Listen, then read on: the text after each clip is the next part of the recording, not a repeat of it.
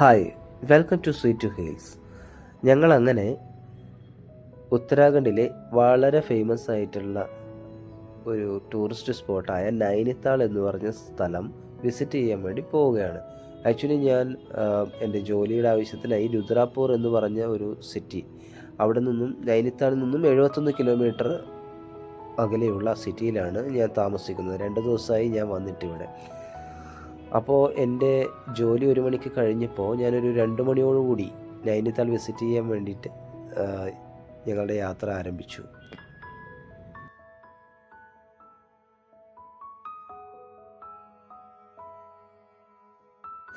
ഉത്തരാഖണ്ഡ് എന്ന് പറയുന്നത് ആക്ച്വലി ഇന്ത്യയിലെ ഒരു സ്വർഗ്ഗഭൂമി അല്ലെങ്കിൽ ദേവഭൂമി തന്നെയാണ്. അവിടെ ഒരുപാട് മലകൾക്ക് നടുവിലൂടെ ഒരുപാട് ഇത്തരത്തിലുള്ള നദികളും ഒക്കെ നിങ്ങൾക്ക് കാണാൻ പറ്റും. ഇപ്പോൾ അധിക സ്ഥലങ്ങളിലും നദികളിൽ വെള്ളം ഇല്ല. ഇപ്പോൾ തണുപ്പാണ്, അതിശൈത്യം അനുഭവപ്പെടുന്ന സമയമാണ്.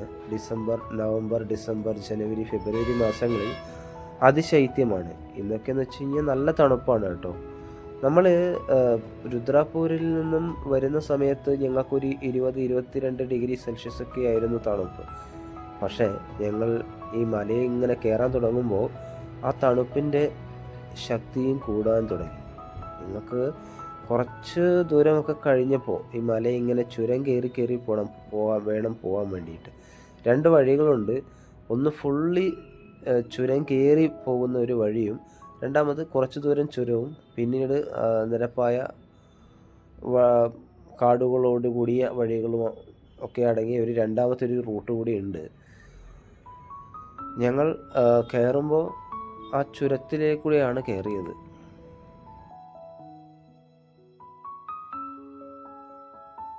പക്ഷേ ഈ ഒരു റൂട്ടിൻ്റെ ഒരു പ്രശ്നം എന്താണെന്ന് വെച്ച് കഴിഞ്ഞാൽ വളരെ വീതി കുറഞ്ഞ റോഡും എന്നാൽ നല്ല തിരക്കുള്ള, അത്യാവശ്യം ഞങ്ങളുടെ പുറകിലൊക്കെ ഒരുപാട് വാഹനങ്ങൾ ഇങ്ങനെ വന്നുകൊണ്ടേയിരിക്കുകയാണ്.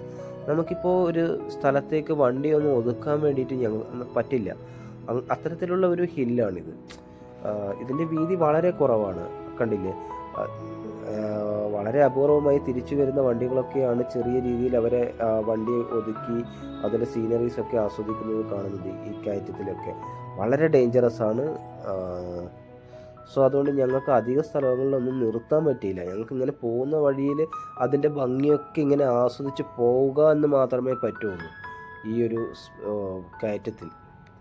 പക്ഷേ അതിമനോഹരമായ മലകളും അതിമനോഹരമായ നിഗൂഢമായ ഒരു കാടുമാണ് നിങ്ങൾക്ക് അവിടെ കാത്തിരിക്കുന്നത്.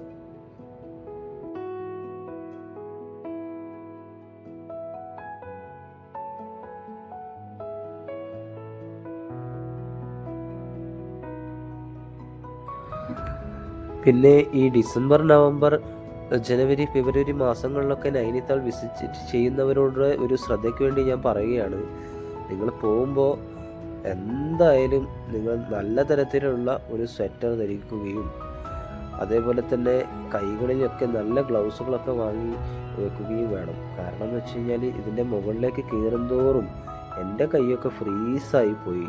എനിക്ക് വണ്ടി ഓടിക്കാൻ പോലും പറ്റാത്ത അവസ്ഥയായി. എൻ്റെ പുറകിലിരുന്ന എൻ്റെ പാർട്ട്ണറുടെ അവസ്ഥ അതിലും ഭീകരമായിരുന്നു. അവരാണെങ്കിൽ ഗ്ലൗസ് കൊണ്ടുവന്നിട്ട് പോലുമില്ല. സോ നിങ്ങൾ എന്തായാലും നല്ലൊരു ഗ്ലൗസ് നിങ്ങളെ കയ്യിൽ കരുതുക.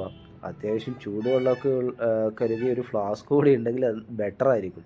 പക്ഷെ ഒരുപാട് കടകൾ നിങ്ങൾക്ക് ഇവിടെ കാണാൻ കഴിയും. പക്ഷെ നിങ്ങൾക്ക് വണ്ടി ഒതുക്കിയിട്ട് അവിടെ പോയി ചായ കുടിക്കാനൊക്കെ അതൊരു ശ്രമകരമായ ഒരു പണിയാണ്. കാരണം ഈ ഒരു റൂട്ട് അങ്ങനെയാണ്. പിന്നെ റിസ്ക് എടുത്തിട്ട് വണ്ടി പാർക്ക് ചെയ്യുക, വണ്ടിക്ക് എന്തെങ്കിലും പറ്റുവാനുള്ള ചാൻസ് കൂടുതലാണ്. അങ്ങനെയൊക്കെ ചെയ്തിട്ട് നിങ്ങൾക്ക് അവിടെ പോയിട്ട് കഴിക്കുക എന്നൊക്കെ ഉള്ളത്.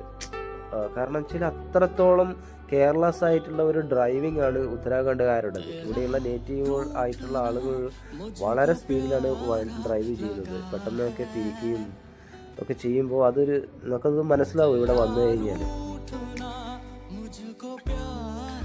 ഞങ്ങളങ്ങനെ കയറി ഒരു 4 മണി 5 മണിയൊക്കെ ആയപ്പോൾ ഒരു ചായ കുടിക്കാൻ ഇറങ്ങി. അപ്പോൾ മലയുടെ ഭംഗിയൊക്കെ ആസ്വദിച്ച് ചായയൊക്കെ കുടിച്ച് കണ്ടില്ലേ. അപ്പോൾ താഴത്തേക്ക് നോക്കുമ്പോൾ എന്ന് വെച്ച് കഴിഞ്ഞാൽ അത്യാവശ്യം നല്ല മഞ്ഞിറങ്ങിയിരിക്കുന്നു. മഞ്ഞ് മൂടിയോടെ നമുക്ക് അങ്ങ് ദൂരെയുള്ള ദൃശ്യങ്ങളൊന്നും അത്ര വിസിബിൾ അല്ല. ഇവിടെയുള്ള മരങ്ങളും ചെടികളും പൂക്കളും ഒക്കെ അതിമനോഹരമാണ്. നിങ്ങൾക്ക് ആസ്വദിക്കാൻ പറ്റുന്നതാണ്. മലയൊക്കെ ആസ്വദിക്കുന്ന ആ മലയുടെ ഭംഗികളൊക്കെ ആസ്വദിക്കുന്നവർക്ക് ഇതൊക്കെ സ്വർഗ്ഗഭൂമി തന്നെയാണ്. വളരെ നല്ല ദൃശ്യവിരുന്നാണ് മുകളിൽ ഉള്ള നൈനിത്താളിൻ്റെ ലേക്ക് നിങ്ങൾക്ക് വേണ്ടി ഒരുക്കിയിരിക്കുന്നത്. ആ രാത്രികാല ദൃശ്യങ്ങൾ നിങ്ങൾ കണ്ട് ആസ്വദിക്കേണ്ടത് തന്നെയാണ്. ജീവിതത്തിൽ ഒരിക്കലും മിസ് ചെയ്യാൻ പറ്റാത്ത എന്തൊക്കെയോ നിങ്ങൾക്ക് അവിടെ നിന്ന് ലഭിക്കുന്നത് തീർച്ചയാണ്.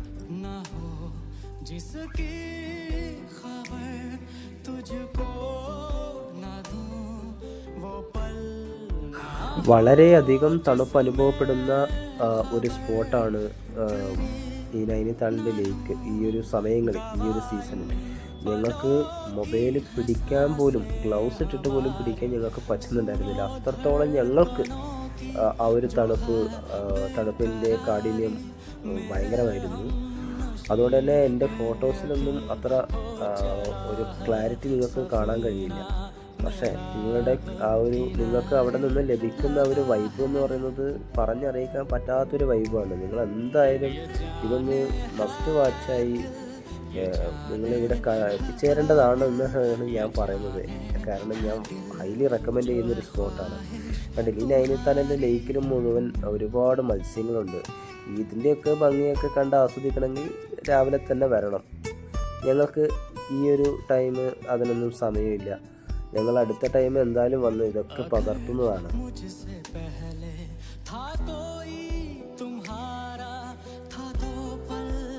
നൈനിത്താളിൻ്റെ ലേക്കിനെ ചുറ്റുമായിട്ട് ഒരുപാട് സഞ്ചാരികളെ ആകർഷിക്കാനായിട്ടുള്ള ഒരുപാട് ഷോപ്പിംഗ് അനുഭവങ്ങൾ നിങ്ങൾക്ക് വേണ്ടി കാത്തിരിക്കുന്നു. നിങ്ങൾക്ക് അതിൻ്റെ ഭംഗിയൊക്കെ ആസ്വദിച്ച് ആ ഷോപ്പിങ്ങും കാര്യങ്ങളൊക്കെ ചെയ്ത് നിങ്ങൾക്ക് ആ സിറ്റിയുടെ ഭംഗി ഒക്കെ നൈറ്റ് ലൈഫ് നിങ്ങൾക്ക് നന്നായിട്ട് തന്നെ ആസ്വദിക്കാൻ പറ്റും.